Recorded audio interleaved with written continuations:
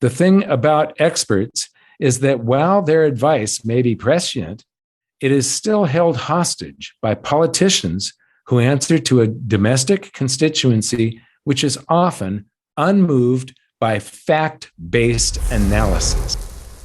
Hi, this is Mike Maloney, and I'm joined once again by Jeff Clark. Jeff, how are you doing? I'm doing great, Mike. It's great to be back with you again this week. So we have some things to talk about today, right? We have a theme with our video today, and that is maybe it's time to consider getting some of your assets out of Dodge. So there's a lot we want to go over today. As everyone knows, this is a very fluid situation. Things are changing rapidly around the world. So we're going to try to track some of this. Mike has some great comments and some great input on this. And the first thing we want to talk about is reason number one to consider maybe getting some of your assets out of Dodge is, of course, what's happening in Russia and Ukraine and that entire conflict. Now, Dan, our producer, came across a great website that shows live coverage of what is actually happening over there, the very latest developments between Russia, Ukraine, and the US and Canada, and things like that. So it's a great link that you can use to track live. It does update fairly regularly because it changed even after we started preparing for this video an hour ago. But Mike, why don't you walk us through the very first parts of this, the latest that's happening over there, and what it all means to you? Well, the first thing that I want to say before I get into this, these articles, is that this is the reason that having actually the majority of my investable assets are in precious metals. And this makes me much more, all of this uncertainty that the world is going into right now, it makes me much more comfortable to know where I have my assets and that I have them outside of the banking system.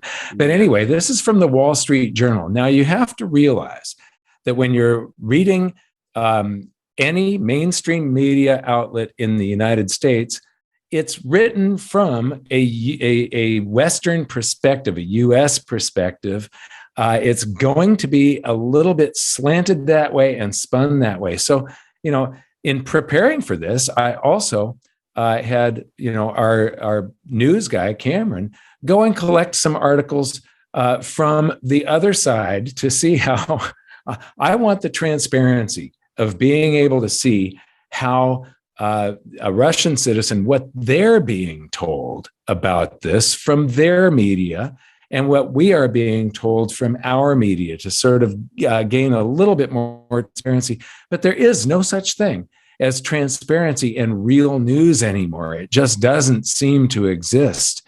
But in diving into this, the Wall Street Journal has the latest developments, so it's live updates on what's happening in the Ukraine and Russia and this whole conflict. And what's really interesting is I spent the whole morning preparing for this and reading some of these things, and in the half hour or so, all the stories on here have changed. There's not a single story that I read or covered. Well, way down at the bottom, there are some. Anyway, there's a tweet here. I think it came from Zero Hedge, which has been identified by the Department of Homeland Security as they're under investigation for being terrorists because they posted a couple of things that were written by Russian organizations, or based on the postings were based on that. UK Prime Minister Johnson says he will be stopping Russian companies clearing in sterling and US dollars. So if you're a Russian business and you're doing, you're talking about stopping Russian companies from clearing. So if you're doing business with a bank that clears in the UK and does settlement, you're now sort of they're basically freezing everything, and this is dangerous actually for the global financial system. This can bring everything down, and this is a great way, a smoke and mirrors way of redirecting. Oh, don't look at what the Canadian truckers are doing. They'll be able. Don't look at what we've done with inflating the currency supply, with buying votes by doing huge deficit spending. Don't look at the decades of abuse that all governments have done to their monetary systems. Look over here. We can now blame it on Vladimir Putin. We can blame it on COVID, and we can blame it on those nasty truckers up in Canada. And so anybody that wants freedom, it's their fault that the economy is crashing, not our fault for abusing the monetary systems. What's your take? Well, first of all, Mike, I want to point out that gold is doing what it's supposed to do. It is reacting to the instability, providing that hedge that we need. The other thing I'd probably point out is, all these emergency measures that they're taking are not always legal. They're not within the law. So what do? They change the law. They put temporary, restrictions in place and things like that. So they're changing the rules as we go along. And that highlights another reason why you might want to consider having at least some of your bullion outside of Dodge. And by that, we mean not just maybe outside of your own home country, but outside of the system, outside of the banking system. That's one of the great things about gold. If it's outside the system, you've got an automatic, highly liquid hedge available to you. So that's most of mine is at Brinks in an allocated account in Salt Lake City, and they are not part of the U.S. banking system, and they're not subject to the banking system laws. Well, I was just going to say the second reason that we are considering all this is because of what is specifically happening in Canada, and that affects all of us, right, in North America and beyond. Right. We have many friends in Canada. We invest in companies in Canada. So this affects, all of us. And there's no better example of changing the rules and suspending rights and things like that than what is happening in Canada right now. So, Mike, there's a lot here to talk about with there too. But why don't you walk us through what you're seeing in Canada and what your reaction is? One of the things that you said was that, when there's these crises that come up, they'll introduce some sort of temporary law that comes in. Well, there's nothing so permanent as a temporary law, right, or a government program. Once they're introduced, once the powers that be gain more power, they're very, very reluctant to give it up. In fact, if people need to go and watch my video from last week, a lot of people didn't watch it because it was long, but it was one of the most well-received videos that we've done in ages. You read the comments and there's nothing negative in there. It's interesting that YouTube deactivated the dislike button. They didn't deactivate it. You can still say you hate this video. But when there were some videos that YouTube wanted to push official government stances when it came to the pandemic and some other things that YouTube believed in, but the public didn't. When they like to dislike ratio, I always like to look at that. The likes to dislikes ratio is very important. And when I look at the ratio where 90% of the people that were watching this official video from some, he happened to be a health official. I'm not even going to mention his name because it might get this video tagged by YouTube. But it had like a greater than 90% dislike ratio.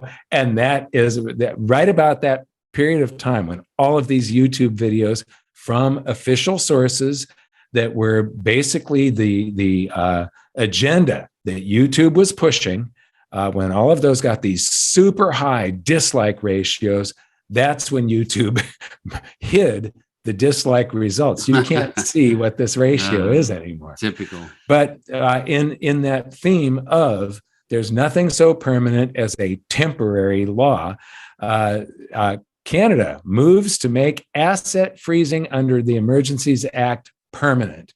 So this asset freezing, they're going to be able to use the Emergencies Act anytime they want to designate anybody that disagrees with what the official stance from the Canadian government, whichever party is in power at the time, because this shifts with the winds like every 4 years.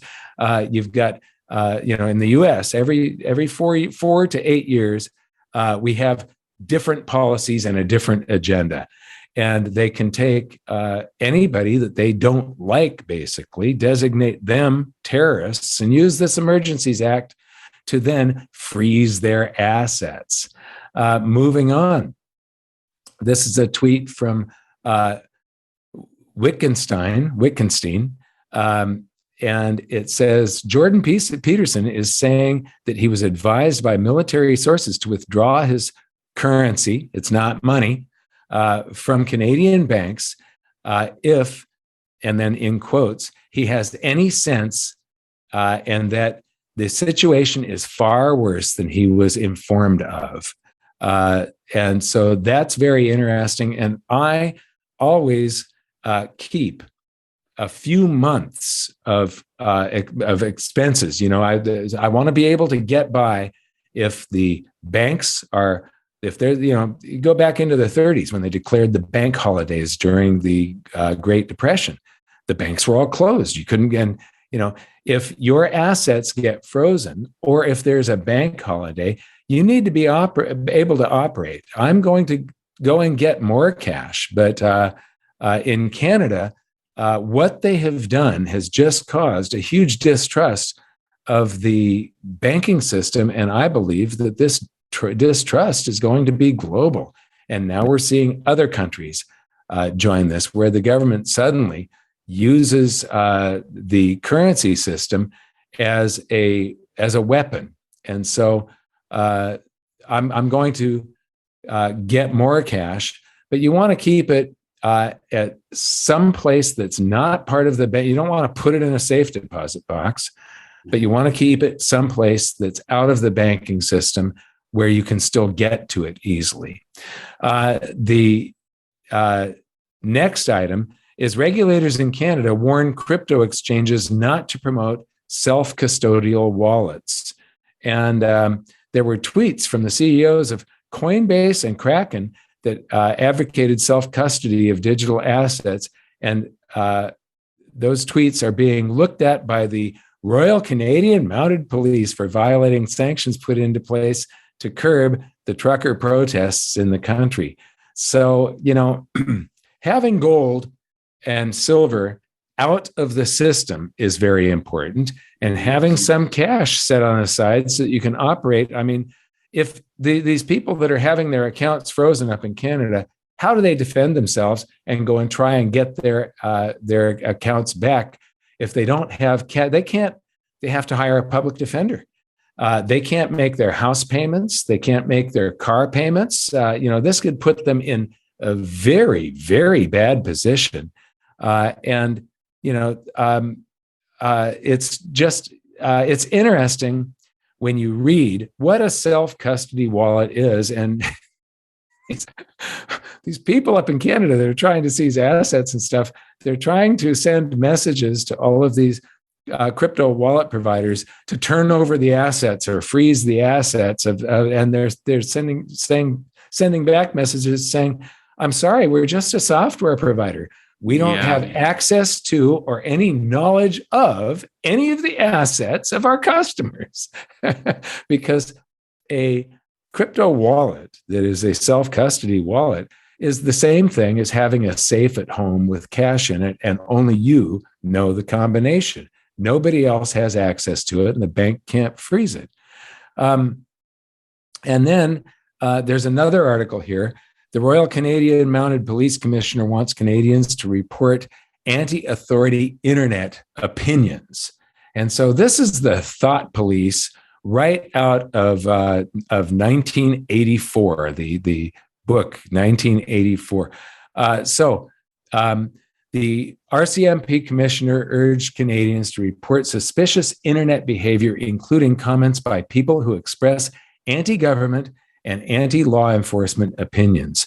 The RCMP issued a guide called Reporting Suspicious Incidents to Police on Monday that encourages internet users to watch out for people with suspicious politics or anti-authority views that include anti-government, anti-law enforcement, and anarchist opinions.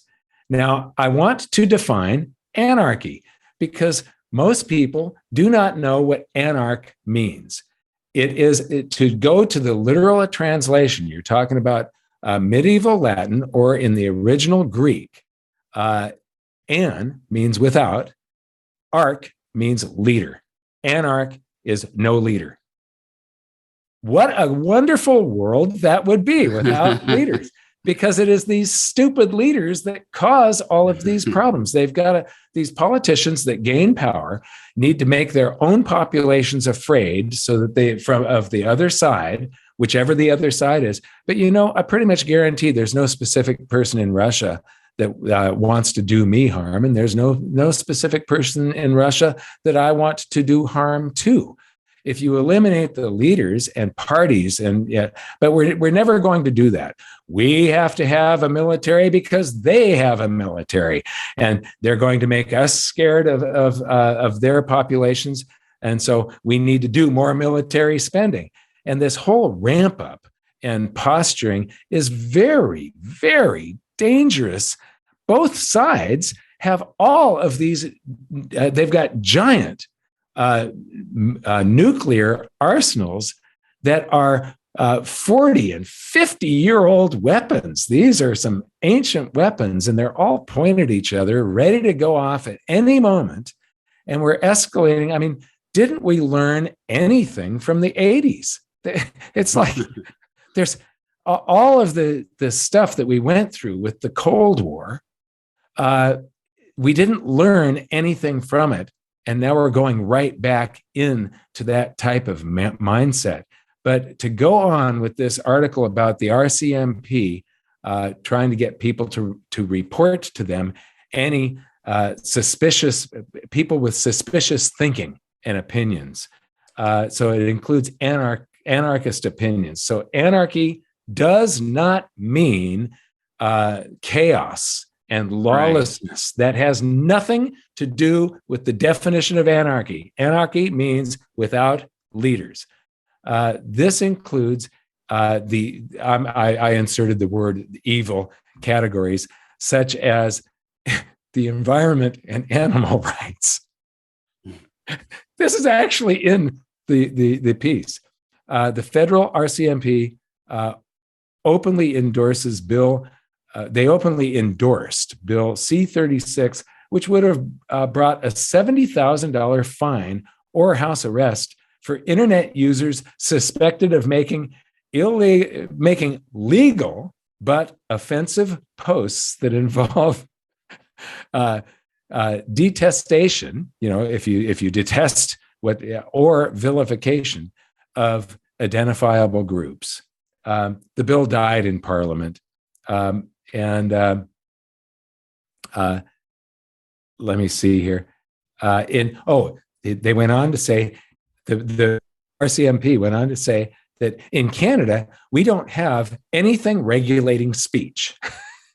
And so they want to be the thought police, and they want to regulate speech. It's unbelievable what has happened in the world. It really is. Yeah. So, hey, everyone, if you're liking this video, please hit the like button for us. That does help us out, which is especially important with what's going on right now. Right. So, and stick around. We have a very funny meme here before we close out. But Mike, I thought I would just share, how I personally have handled this situation, if that's okay. Sure. For me, I really believe in diversification. And so I apply that to where I store my meadow as well. So I basically take a 3-pronged approach, and that is I keep some close at hand that's immediately accessible to me. I don't keep it in the house anymore because as many of our breeders know, I have had gold stolen out of my house before. So I don't have any in the house, but it's close by so that it's liquid enough I can use in an emergency. I also keep some in professional storage. With not having it in the house, I don't want to use a safe deposit box. So I do use professional storage a lot for some of that as well. And our program is very inexpensive. And the third thing I do is I do keep some of my bullion outside of the country. So, without, naming specifics and things like that, that's the kind of the three-pronged approach that I take, to kind of deal with this issue, because I do feel, in light of everything that's happening, it is important we have some diversification, including some metal outside of the system and outside of your immediate jurisdiction. Yes, I absolutely agree with what you just said. I basically do the same thing. I have a little bit that I can gain access to immediately. Most of my other precious metals assets are at Brinks in Salt Lake City in an account through Gold Silver. But it's actually a Brinks account, not a Gold Silver account. Gold Silver just does the billing for Brinks, basically. Hey, Mike, and we have some breaking news here. I just got this message from Dan. Another article, keeping with the theme of what you said when we opened this video, that CBS earns a blistering ratio for trying to blame U.S. inflation on the Ukraine situation. So isn't this interesting that they're actually using, like you said, they're using this event to say this is the cause for inflation, and not the events that, that actually did cause rising inflation. Yeah, politicians will always use any excuse to say it's his fault, it's not my fault. They will never point the finger at themselves for causing things like inflation, or something to go into a bubble that then bursts, causing high unemployment. And it is usually, this, according to the Department of Homeland Security, makes me a terrorist. It is usually the politician's fault. It's doing whatever they have to do to buy your vote, get elected, and then be able to tell you how to run your life. Getting back to Canada for a second, there's this video that we need to play, a little clip from. It's a short video of Justin Trudeau quite a while back that did not age too well. So here's the video. Fear is a dangerous thing. Once stoked, whether by a judge from the bench or a prime minister with a dog whistle, there is no way to predict where it will end. These are troubling times. Across Canada, and especially in my home province, Canadians are being encouraged by their government to be fearful of one another. For me, it is both unconscionable and a real threat to Canadian liberty. Oh, the irony! It's too much! Okay, and shifting once again, this tweet, breaking 911, President Biden acknowledges U.S. gas prices may keep rising due to his sanctions. Defending freedom will have costs for us as well, and here at home. We need to be honest about that. So that's a quote from Biden, that there's going to be a cost for this. And then I was reading an article, and this is another article that I guess makes me a terrorist, because it was posted on Russia Today, but it was also posted on Ron Paul's Institute for Peace and Prosperity, which was a special project of the Foundation for Rational Economic and Education, a nonprofit established by Ron Paul in 1976, the bicentennial of the Declaration of Independence. And the title is "Why War May Be the Only Solution Americans Can Bring to This Conflict." And this was written by a guy named Scott Ritter, former U.S. Marine Corps intelligence officer, author of Scorpion King, America's Suicidal Embrace of Nuclear Weapons from FDR to Trump, and inspector implementing the INF Treaty, which was the Intermediate Range Nuclear Forces Treaty. The intermediate range missiles that they introduced, these shorter range missiles, not ICBMs, they destabilized things a lot. And so back during the Reagan administration, they signed this treaty, and he was implementing the observations. So he was boots on the ground in Russia, inspecting places. He also served in General Schwarzkopf's staff during the first Gulf War. And from 1991 to 1998, served as chief weapons inspector for the UN in Iraq. And so this guy has some serious credibility. He wrote this article. And one of the things in the article that it says is, unfortunately, the average American, lacking both the intellectual training and the critical resource of time — none of us have the time to pay attention to everything — is ill-equipped to participate in such an exercise. Instead, they have subordinated this task to a category of public servant known as the Russian expert. The thing about experts is that while their advice may be prescient, it is still held hostage by politicians who answer to a domestic constituency which is often unmoved by fact-based analysis. The American people are being poorly served by this new class of Russian experts to whom they have relegated all intellectual examination of current Russian affairs. And so, it's interesting when you try to look at both sides of the story. Basically, none of this would be happening if there weren't leaders, people in positions of power, all jockeying for position. That's what causes this. It isn't the individual. I mean, the individuals in the Ukraine. If you start studying this, it's a very, very convoluted topic. And the country itself is made up of many different languages. A lot of them speak Russian. A lot of them, part of it was Russia. It has been, it's sort of a cobbled together thing where there is basically, there's areas there where they want to secede from the rest of the Ukraine. If they were all left to their own choices, this would be peacefully resolved. There are just so many possibilities here, and none of us get to see what's going on behind the curtain. Right. Very good. Would not be unusual if this does ease and blow over in that for the gold price to pull back a little. That's what typically happens in response to geopolitical events. But of course, that's not the only reason to own gold, some of which we've highlighted here today, having, meaningful exposure to gold and having it outside of the system. So, yeah. Well, Mike, we have sorry, go ahead. Getting back to getting your assets out of Dodge. We put a poll out there on my Twitter account. Canada, is it time to freeze? And then you have a choice: assets of citizens or the asshats of government.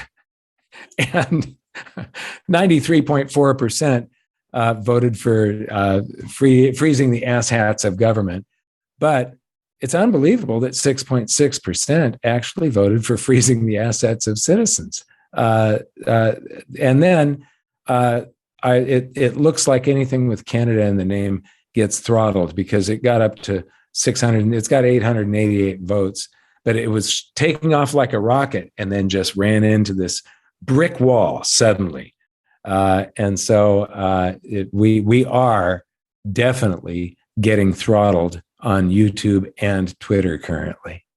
Yeah, it's very unfortunate. For the leaders really wanted us to be behind them more. Maybe they should try being a little more honest and a little more transparent and a little more, trying to protect sound money and protect freedoms. That would get a lot of people, I think, yes, behind them a little bit more. So, yeah. Well, Mike, nothing wraps up our theme here today as good as this funny meme that we have. So share this meme with us today. Okay, Jeff, this is a tweet that comes from Joe Dan Gorman, Intellectual Frog Legs. So who doesn't have a bust of Vladimir Lenin on their bookshelf?